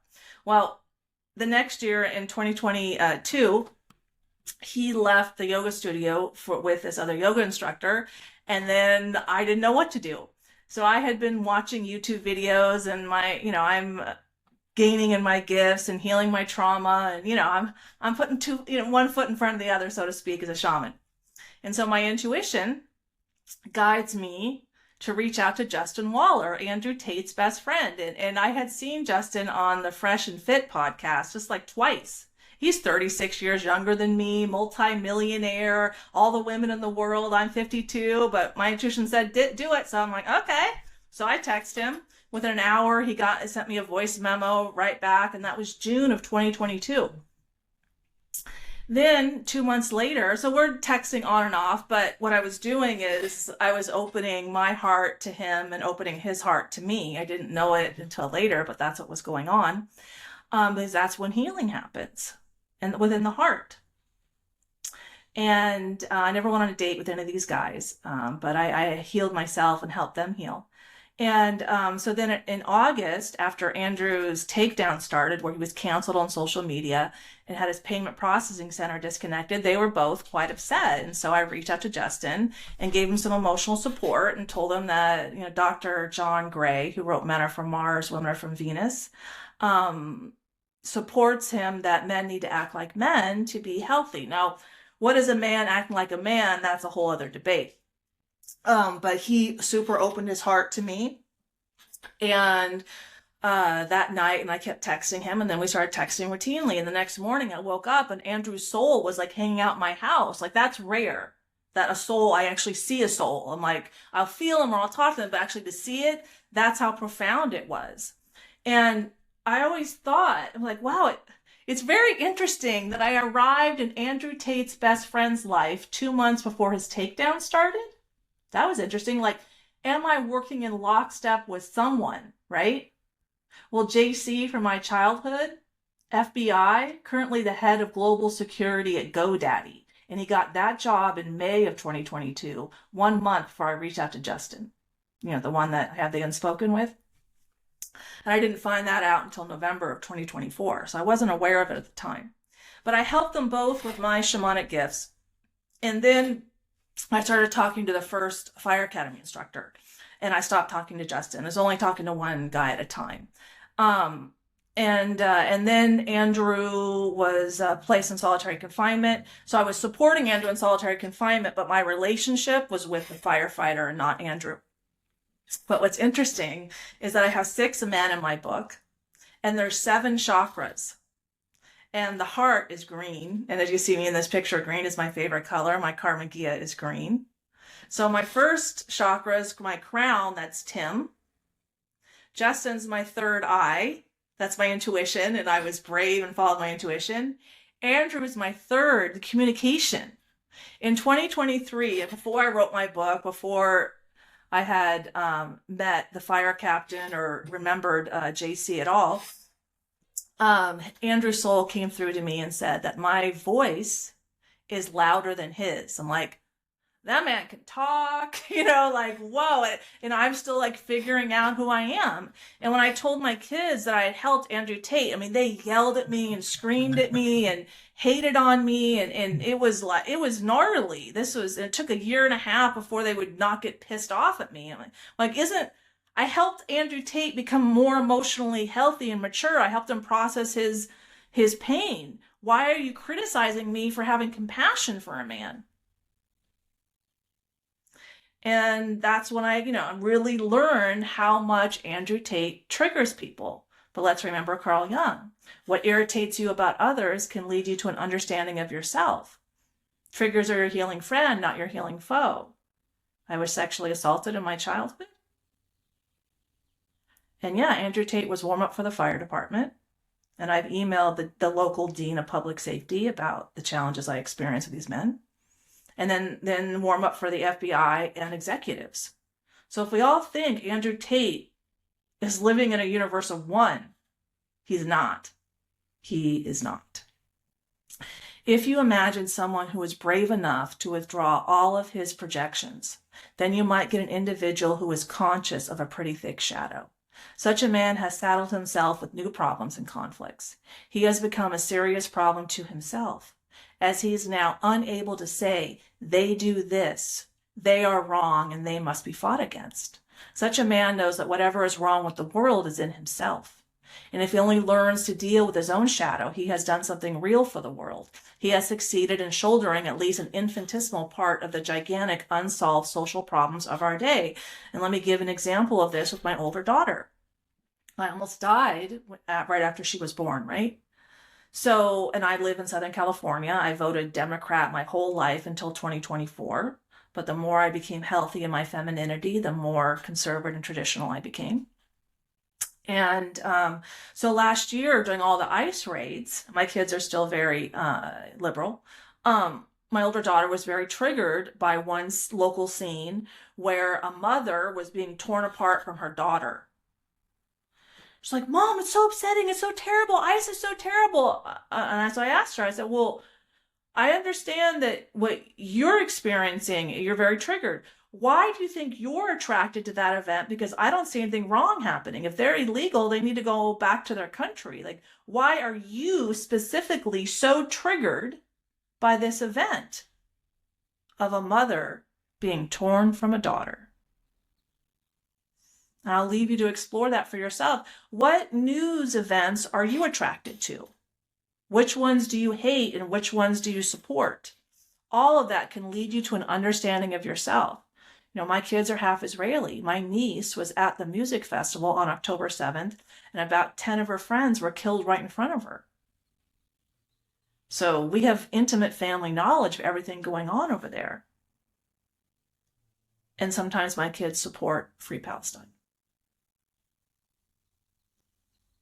I'm not saying Israel's perfect. They're not. They have their problems. I'm not saying Palestinians are perfect. They're not. They have their problems. Anyway, that's what you're attracted to in the news can really help you see yourself to heal your childhood trauma. Okay, we're at Carl Jung's best DIY trauma healing technique. So please take a second, grab your journal, grab your pen and your mirror or your phone. And what I want you to do is just look at yourself. And I just saw a video the other day of someone who decided to detransition because when they spent time looking at themselves in the mirror, they saw their biological gender and not the one they had assumed. And then they changed. So Carl Jung would use this because talking gets in the way. And this is, you just remove the talking and it's just straight look at yourself and see what your brain tells you is what's going on or what your heart tells you what's going on. And if you hear things about other people, redirect all of that back to yourself because you might be able to hear it based on someone else, but have a harder time hearing that about yourself. So your soul shows it to you in someone else as a kind of roundabout way for you to get into that wound yourself. So I'm going to give you 5 minutes and I'm going to get up and take a bio break. Please feel free to do the same.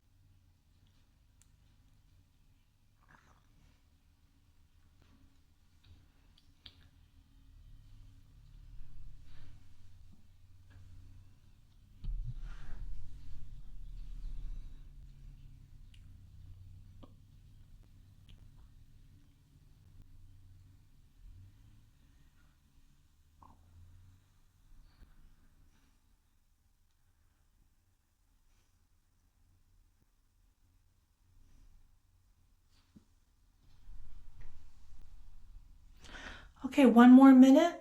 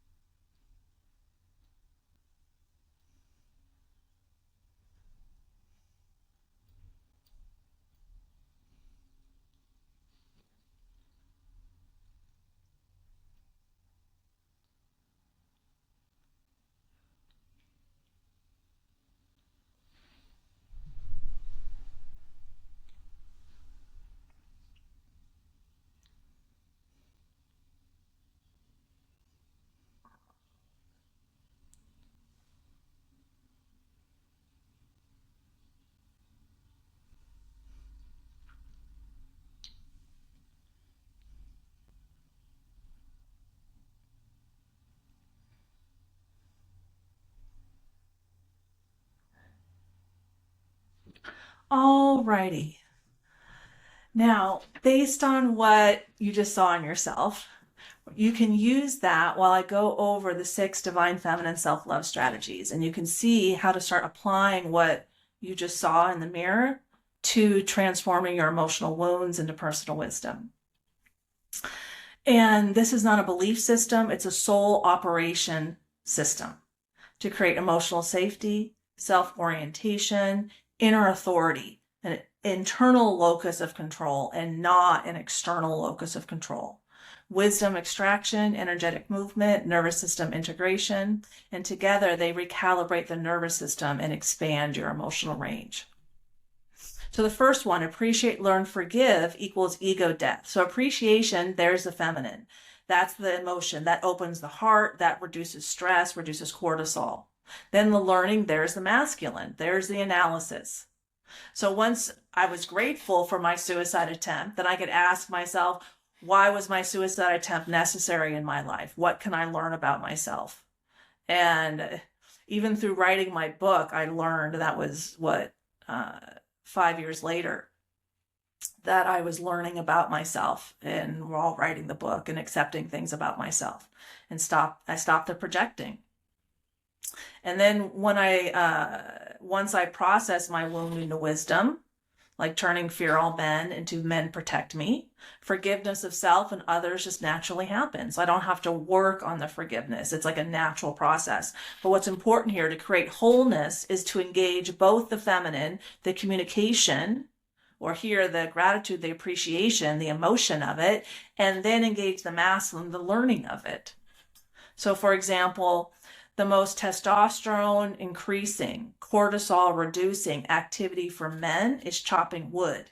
Now, if they add in screaming their emotional pain, that creates wholeness. There's the masculine and the feminine together. And as the Lakota star feeding exercise shows us through the Johns Hopkins research, is that when you engage both the feminine and the masculine to create wholeness, you'll process your trauma 6 times faster than talk therapy alone. The second one is the love hierarchy. We already went over that. So here's how, when you practice a love hierarchy, you will always have overflow to pour on other people, creating a healthy relationship with self and others. This is why you start with self-love, then partner love, then child love. Because when you prioritize yourself and then your partner, the children are always in a safe home environment because the adults in that environment are emotionally mature, well-regulated adults, then family, and then community. What I see a lot happening today is we're teaching kids to go be social activists, to put the community before themselves. And I'll leave you this question, is that appropriate? Is adults having a right to children, like teaching 5-year-olds to go protest ICE, is that healthy? Or do children have a right to healthy adults? Which way creates a healthy society? And I'll leave you with that question. So number 3, learn to surf the waves of life. Life is like jumping on a trampoline. The deeper you go, the higher you fly, all based on the laws of physics. And we're going to get into a physics experiment here in a second. The depth of the wound determines the height of the wisdom. Like for me, I visited Mount Everest, and I had to learn that if I want Mount Everest-sized wisdom, then I had to take on Mount Everest-sized wounds. Our souls plan our lives based on our wounds for self-improvement opportunities. So here's a physics experiment that shows why you have to surrender to your emotions and then come out of it, and why that propels you through life.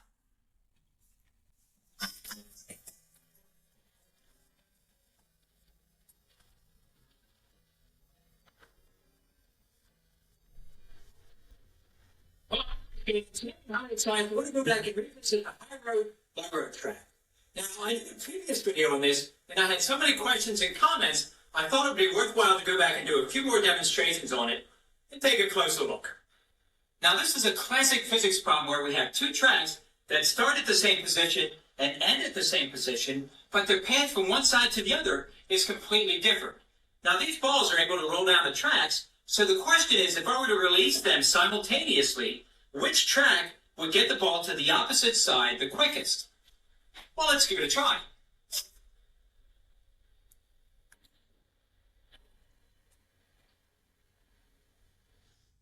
So the shortest distance between 2 points is not necessarily the fastest.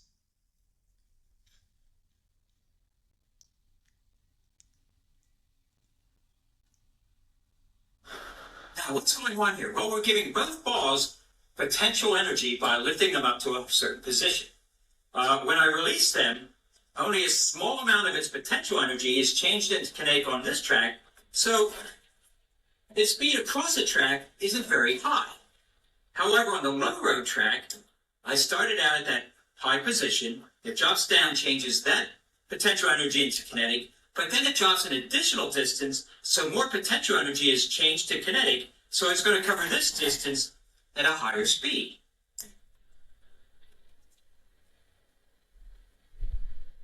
So how can we apply this physics experiment to healing from childhood trauma?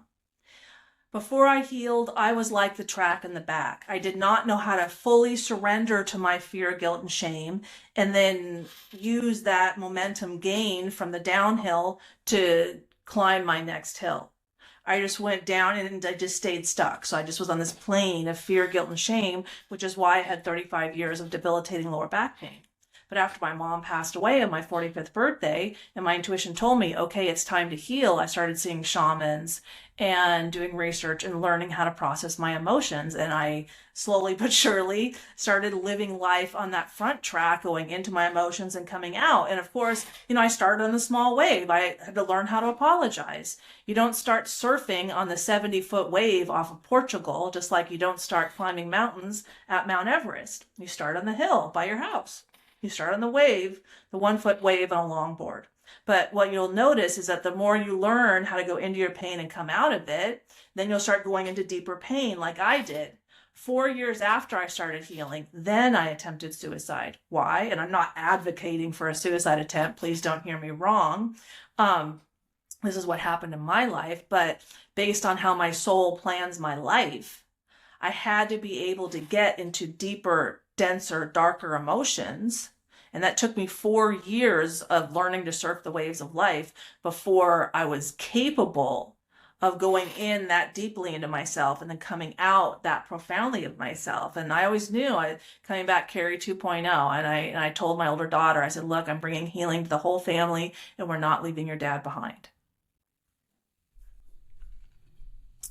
The universe is a mirror. We've gone over this quite a bit, but I'll just repeat it one more time, is that when something is born of the quantum field, the universal truth, we'll see it in multiple places. Like when something's true, it's true in multiple places. So wisdom says, the universe is a mirror showing me myself in every moment as a constant feedback loop for self-improvement. Knowledge says, we attract what we are through energetic resonance, meaning a vibrational match. This is how self-awareness forms. I mean, this is pretty convenient from a perspective of, oh, I need feedback on how I can improve. But when you have a traumatic childhood, there's probably a lot of feedback about how you can improve, and just take it one day at a time. Healing from childhood trauma is what people call the re-parenting process. It's helping you connect to your authentic self that you repressed as a child to stay attached because that was a survival need. Survival need is stay attached. Healthy child is attached and also authentic. Strategy 5, changing the world is an inside job. We live in a holographic universe. So how do you change the projection? You change where it's coming from, and that's our soul coming out through the vortex of our hearts. Your external reality is a reflection of your internal reality. Every time my house is a mess, my heart is also a mess. My house is finally clean now. At 56 years old, I'm almost 56. Your external experience is shaped by the wounds and wisdom stored in your nervous system, in your soul. How you feel about yourself is projected externally and determines what you notice, perceive, and attract into your life. So another physics experiment here in a second. Here, we'll just keep going to the physics experiment. So this one is of 5 metrodones. And the wisdom is you're the summary of the 5 people you hang around most. So the higher vibrating your tribe is, the higher you'll vibrate. So we're going to see here in a second that the 2nd and 3rd metrodones go the fastest, and the other metrodones naturally align. So by my experiencing enlightenment 1 or 2 times a week, every week, I'm most typically the fastest moving metrodome. So the more time you spend reading my free ebook, on my YouTube videos, potentially getting my book or having a private session, the faster you'll process your emotional pain, and the faster you'll vibrate as well, and the quicker you'll release your physical ailments and your mental ailments. So let's see how this works in action. Oh, what? Confirm I'm not a bot. Okay. That's never happened before, but let me pull up. I have another way to show you this. I don't know why it did that to me. I'm not a bot. I just want to share it. Okay, here we go.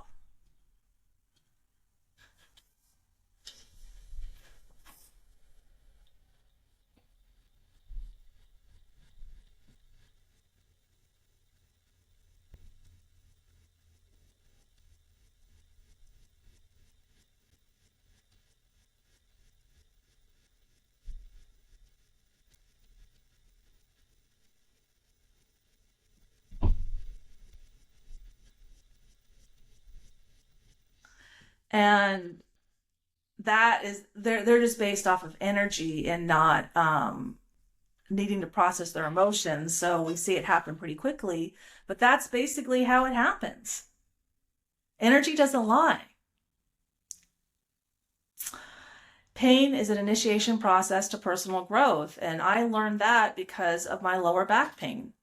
I learned that pain is beautiful because it reveals what longs to be healed.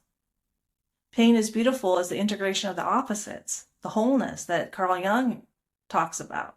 So when we connect the pain with the wisdom, there's the wholeness. It happens when something challenges you and you're forced to meet yourself honestly. Like, why did I have 35 years of debilitating lower back pain? Why did I have a failed marriage? Why didn't any of these men ask me out? I mean, I didn't go on a date. Isn't because I said no, is that they didn't ask me. There was so much healing to happen between the two of us that we weren't even at that point yet. Difficulty isn't punishment. It's what builds resilience. So children, like I was, my kids have fun. I didn't want to put my kids to work because I had been put to work.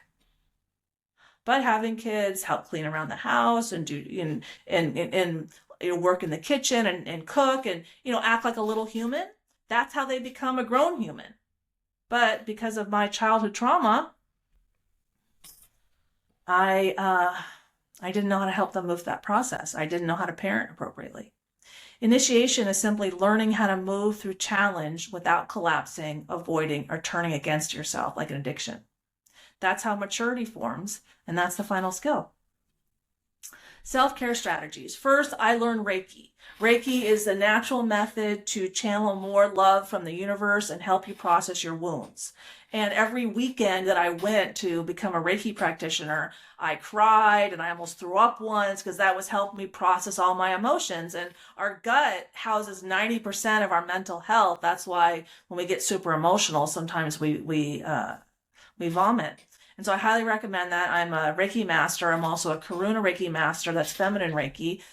So I encourage you to look into that. Healthy exercise. And you can look at what's healthy for a woman and what's healthy for a man. You can Google that. Same thing with diet.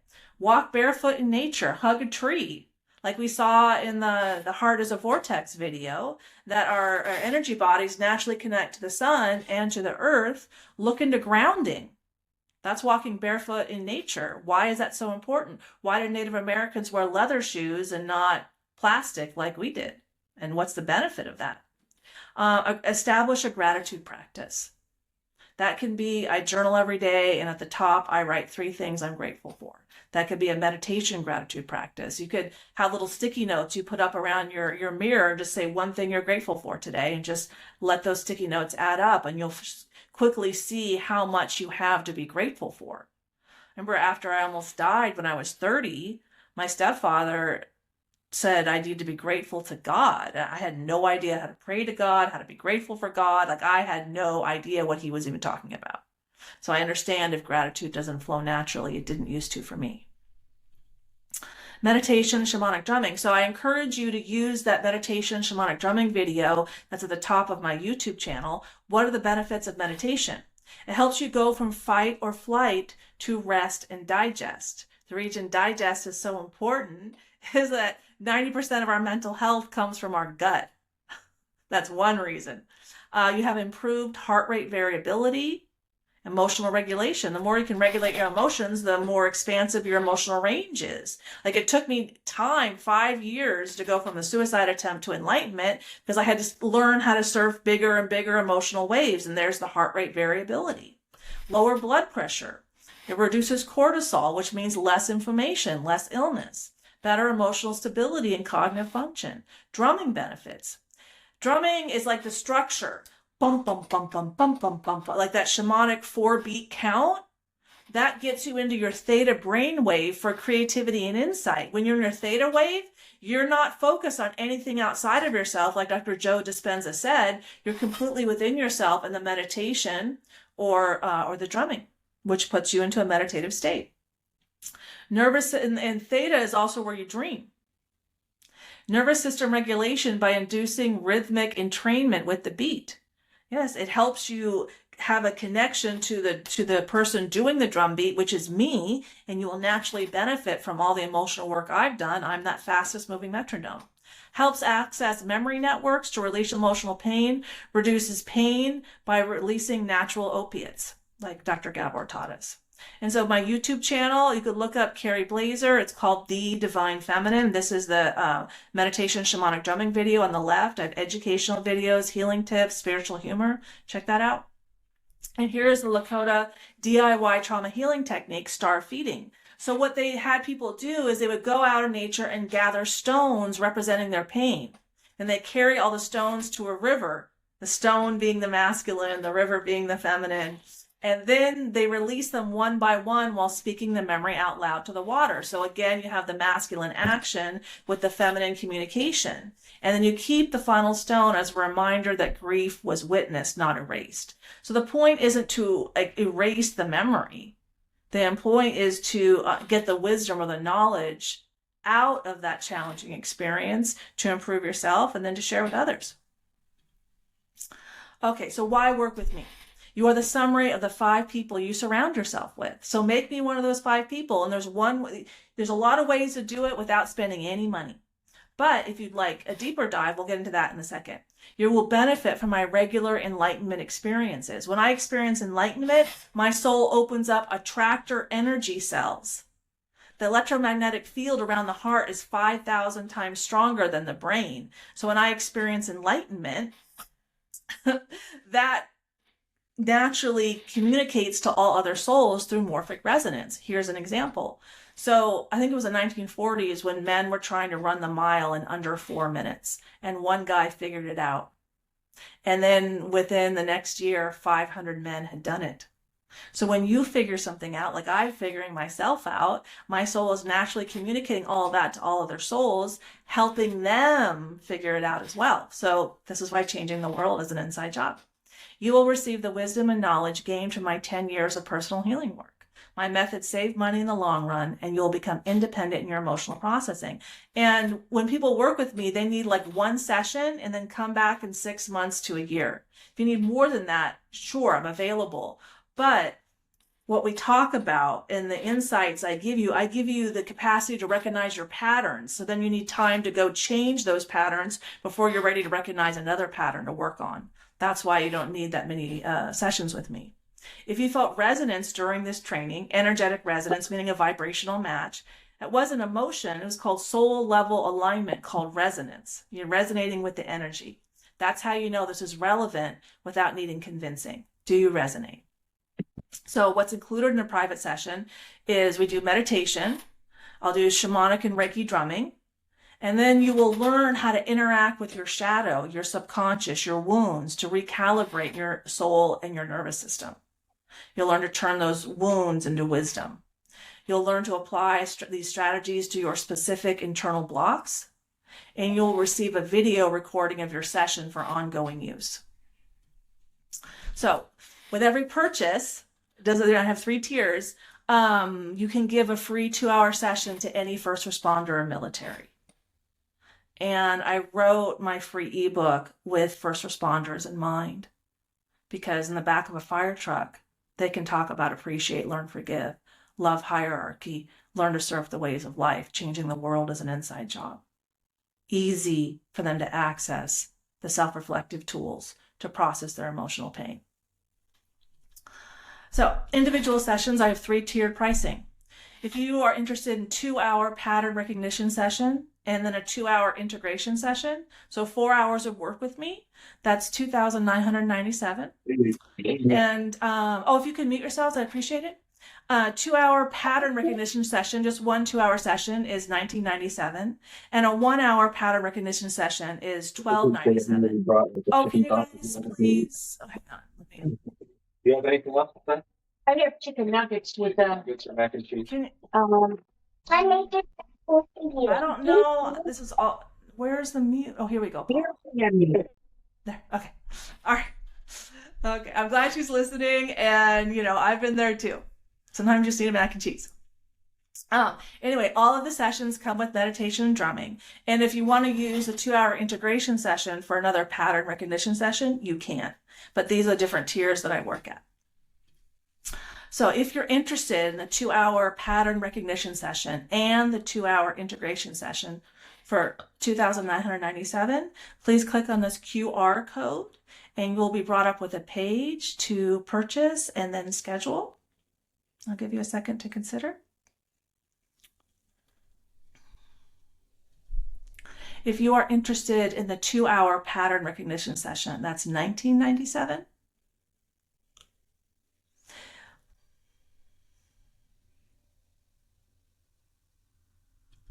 And if you're interested in a 1-hour pattern recognition session, that's $12.97. And even though this one is for an hour, the first responders get the 2-hour. And if you don't know a first responder, you can go down to your local fire station or police station or EMT and give it to them as well. That way. And here's my book.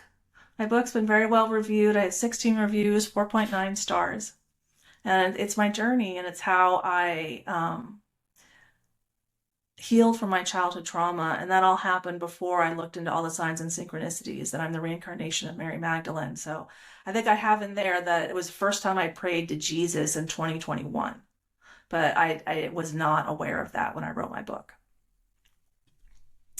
And if you're not ready to purchase yet, book a 15-minute call. We can discuss it, or we can discuss it here at the end. We're almost done, like another minute we'll be done, and I'll open up the floor to questions. And when we discuss, we'll discuss the following question. What needs to happen to make this situation work out perfectly for us both? How can we be in alignment? All right, let me close this down and open this up.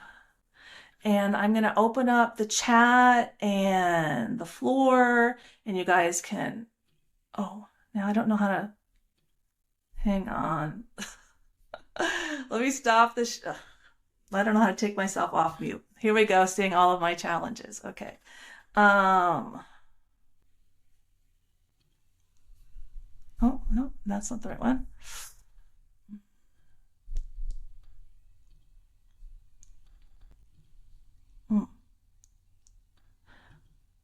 Oh, and I guess you guys can unmute yourself. Now I've muted you, but now I don't know how to unmute you. Okay, well, I'm just going to keep going here. Let me stop my sharing. Let me stop the recording. And